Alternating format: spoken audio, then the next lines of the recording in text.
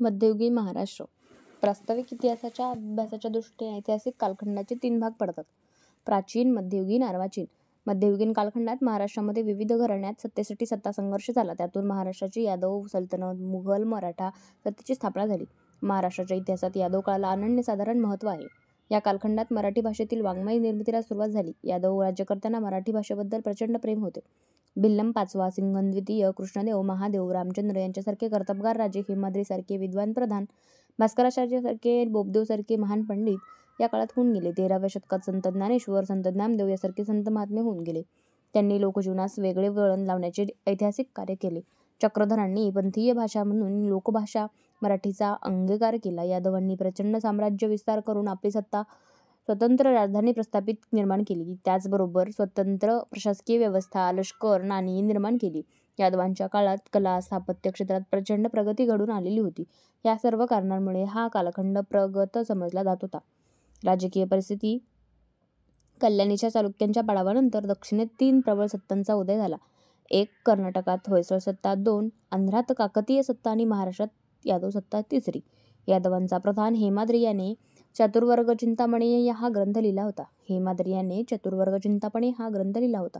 यामध्ये त्याने यादवांच्या देवगिरीच्या राजांची वंशावळ दिली होती. सुबाहूचा पुत्र दृढप्रहर. सुबाहूचा पुत्र दृढप्रहर हा या वंशाचा मूळ पुरुष मानला जातो. सुबाहूचा पुत्र दृढप्रहर हा यादव वंशाचा मूळ पुरुष मानला जातो. यादव वंशातीलही देवगिरीच्या राजांच्या वंशाचा हा मूळ पुरुष मानला जातो. गुजरातमधील द्वारकेतून तो दक्षिणेत आला होता. श्रीनगर, सिन्नर, जिल्हा नाशिक येथे त्याने आपली राजधानी वसवली होती, असे वर्णन हेमाद्री याने केले आहे. तत्कालीन साहित्य, लेख यामधूनही यादव राजांविषयी माहिती मिळते. दृढप्रहरचा मुलगा सेऊणचंद्र याने सेऊणपूर या नावाचे शहर वसवले. त्याच्या नावावरून या प्रदेशाला सेऊण देश असे संबोधले जाऊ लागले. सेऊणचंद्रच्या वारसदारांनी प्रारंभी राष्ट्रकूटांचे, नंतर कल्याणीच्या चालुक्यांचे शासन काही काळ चालवले. चालुक्य राज्यकर्ता सोमेश्वर चतुर्थ हा अकार्यक्षम होता. चालुक्य राज्यकर्ता सोमेश्वर चतुर्थ हा अकार्यक्षम होता. त्याचा फायदा घेत 5व्या भिल्लम यादवने त्याच्या राज्यातील श्रीवर्धन, प्रत्यंडक, मंगळवेष्टक ही ठाणी लष्करी कारवाई करून जिंकून घेतली. 5व्या भिल्लमने थोड्याच काळामध्ये यादव राजघराण्याची सार्वभौम सत्ता निर्माण झाली. देवगिरी येथे आपल्या राज्याच्या राजधानीची स्थापना त्याने केली. जैतुकीनंतर सिंघन द्वितीय हा यादव राजघराण्यात पराक्रमी राजा होऊन गेला. त्याने कोल्हापूरच्या शिलाहारांवर विजय मिळवला. अमडापूर, जिल्हा बुलढाणा येथे मिळालेल्या लेखावरून त्याने विदर्भ जिंकल्याचेही समजते. सिंघन द्वितीय याने खोलेश्वर यांच्यासारख्या कर्तबगार व्यक्तीला प्रशासनात अधिक वाव दिला होता. खोलेश्वरने वराडात शेकडो पाणपोया, विहिरी, मंदिरे बांधली. एलिचपूर येथे विष्णूचे मंदिर बांधले. पूर्णा नदीच्या काठी कोल्हापूर हे नवीन गाव वसवले. आंबे देशात मांजरा नदीच्या काठी विद्वानांचे आश्रयस्थान अग्रहार स्थापन केले. आंबेजोगाई येथे सापडलेल्या शिलालेखावरून ही माहिती मिळते. सिंघन द्वितीय राजाने मायनी येथे संगमेश्वराचे तर शिखर शिंगणापूर येथे महादेवाचे मंदिर बांधले होते. सिंघन द्वितीय नंतर कृष्णदेव याने आपल्या राज्याचा विस्तार करण्यासाठी माळव्याच्या परमाराचा पराभव केला. कृष्णदेवानंतर महादेव यादव याने गुजरातमधील वाघेलांचा बंदोबस्त केला. तसेच कोकणच्या शिलाहारांचा पराभव करून यादवांची सत्ता वाढवली. तो मोठा रसिक आणि गुणीजनांचा आदर करणारा होता. महादेव यादव नंतर रामचंद्र यादव हा प्रभावशाली राजा सत्तेवर आला. महादेव यादवानंतर रामचंद्र यादव हा प्रभावशाली राजा सत्तेवर आला. त्याने यादवांच्या सत्तेचा विस्तार गुजरात माळव्यापर्यंत केला. त्याने देवगिरीस वैभवाच्या अत्युच्च शिखरावर नेले. देवगिरीचे वैभव ऐकून अल्लाउद्दीन खिलजी याने 1296 रोजी देवगिरीवर स्वारी केली. देवगिरीचे वैभव ऐकून अल्लाउद्दीन खिलजी याने 1296 रोजी देवगिरीवर स्वारी केली. अल्लाउद्दीन खिलजीचा पराभव करण्यात तो असफल ठरला. या अपयशामुळे देवगिरीच्या यादवांना दिल्लीच्या सुलतानांचे स्वामित्व मान्य करावे लागले. देवगिरीवर इस्लामची सत्ता प्रस्थापित झाली.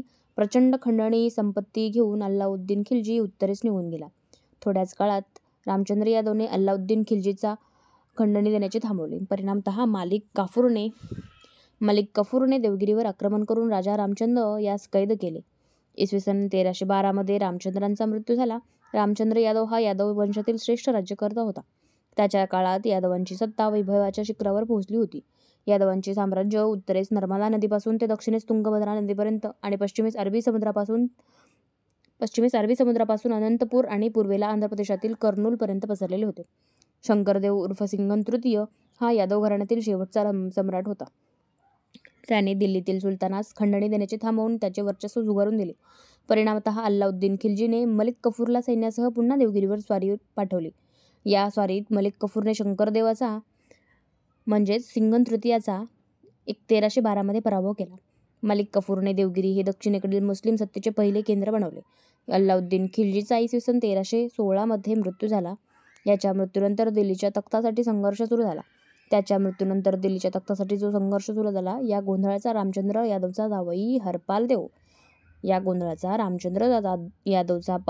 हरपाल देव याने लाभ घेतला. देवगिरीची राजवट पुन्हा प्राप्त केली. परंतु थोड्याच काळात मुबारक खिलजीने याने देवगिरीवर स्वारी केली. हरपालदेव याचा पराभव केला. अशा प्रकारे देवगिरीवरील यादवांची सत्ता कायमचीच संपुष्टात आली. खिलजी घराण्यानंतर देवगिरीवर तुघलक घराण्याची सत्ता स्थापन झाली. मोहम्मद बिन तुघलक याने इसवी सन 1327 आपली राजधानी दिल्लीवरून दिल्लीस आणली. मोहम्मद बिन तुघलक देवगिरीस दौलताबाद असे नाव दिले. यादव काळात सत्तेचे केंद्रीकरण हे राजाच्या हाती होते. प्रशासनाच्या सोयीसाठी प्रधानाकडे वेगवेगळी खाती सोपवली होती. साम्राज्य हे राज्यामध्ये विभागले होते. काही राज्यांनी यादवांचे मांडलिकत्व देखील स्वीकारले होते.